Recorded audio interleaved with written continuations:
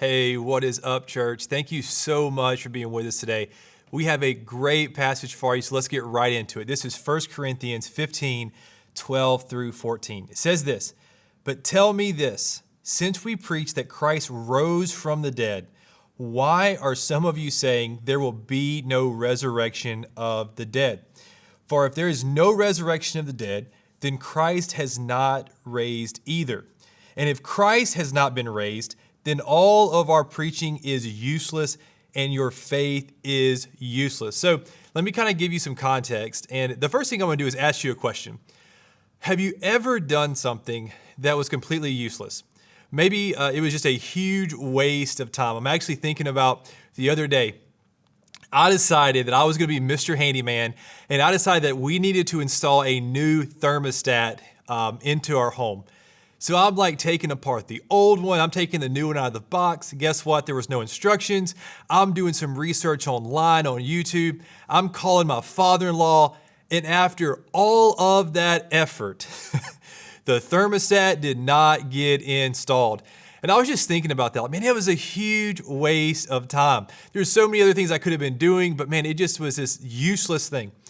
And what Paul is trying to communicate to the people, because there is this false teaching that had begun to infiltrate the church that, man, there really is no resurrection of the dead. Now, when we think resurrection of the dead, we probably think of zombies, right? Like you got this weird stuff, this weird graveyard scene and all these people coming back to life.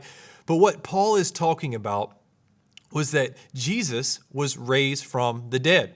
And the thing is, we see that that is a promise to us that one day, after we die and we move on, that one day we will be resurrected with Christ.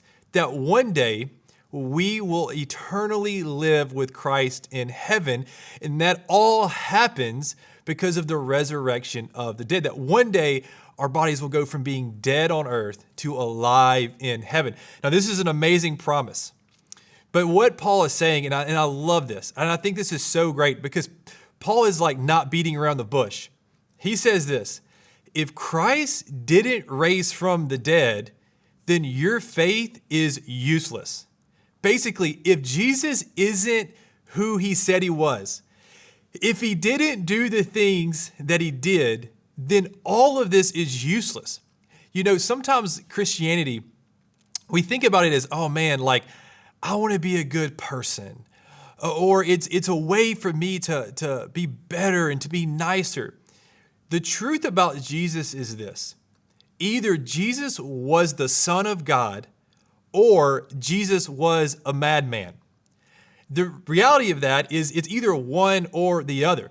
There is no in between because Jesus is very clear in the Gospels that, hey, I am the Son of God. And either we are all in on Jesus or we're not. Either it is useless or it is useful. And that's what I want to tell you, that it is not useless, that Jesus is who he said he was. He did the things that he did, and that it is useful. So my faith is useful in my life. It means, you know, the thing is, I was thinking, I don't want to just follow Jesus because he was a good man. I follow Jesus because he is the Savior of my life. He is my Savior and he is my King. And the great thing is that this miracle that we see of the resurrection, man, if that's real, then that means all of these other things about God can be real in my life. Man, that there is supernatural power from heaven that can come and be in my life. It means that I can do things that I never thought I would be able to do because my life is committed and my faith believes that Jesus is who he said he was.